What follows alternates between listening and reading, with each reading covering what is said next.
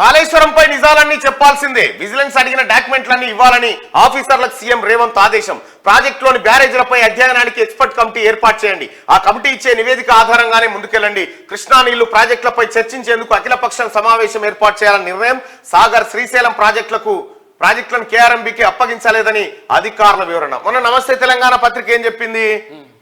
అప్పగించేసిరు, అంగీకరించిరని రాసింది. అసలు ఎవరికి అప్పగించలేదు? కృష్ణా నీళ్లు ప్రాజెక్టులపై చర్చించేందుకు అఖిలపక్ష సమావేశం ఏర్పాటు చేయాలి. అఖిలపక్ష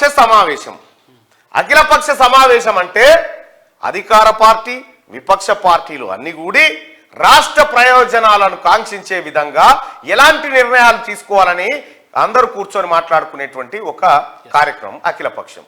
ఎన్నడన్నా అఖిలపక్షాన్ని పిలిచినవా కేసీఆర్? ఎన్నడన్నా అఖిలపక్ష సమావేశం నీ పరిపాలన హయాంలో అఖిలపక్ష సమావేశం ఏదైనా ఉందా? కేవలం ప్రకటనలు చేసిన తప్ప ఎక్కడ కూడా అఖిలపక్ష సమావేశాన్ని నిర్వహించి రాష్ట్ర ప్రయోజనాలు కానీ, రాష్ట్రానికి రావాల్సిన కేంద్రం వాటా కానీ వీటి మీద ఎప్పుడు కూడా నువ్వు నిర్ణయాలు తీసుకోలే. ఇవాళ నీటిపారుదల విషయంలో అదైతే కాళేశ్వరంపై నిజాలన్నీ చెప్పాల్సిందే. చెప్తలేరట. ఇంకా కేసీఆర్ మనుషులు ఉన్నారు కదా లోపల, చెప్తలేరట. ఏమైంది చెప్పుర్రా అంటే కుక్కిన పేర్లు లెక్కనే ఉంటున్నారట కానీ చెప్తనే లేరట.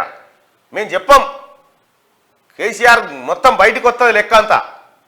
మీరు చెప్పినా వస్తుంది, మీరు చెప్పకపోయినా వస్తుంది.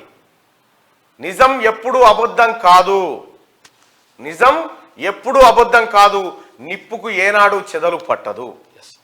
ఈ సత్యం తెలుసుకోక మేము దాచిపెడతా ఉన్నాం, మేము ఏదైనా దాస్తాం, మేము ఏదైనా దోస్తాం అనేటువంటి ధోరణిలో మీరు ఉండొచ్చు గాక మీకు శిక్ష తప్పదు. ఇక్కడ ముఖ్యమంత్రి గారు క్లియర్గా చెప్పి విజిలెన్స్ అడిగిన డాక్యుమెంట్లన్నీ ఇవ్వాలని ఆఫీసర్లకు సీఎం రేవంత్ ఆదేశాలు జారీ చేసిండు.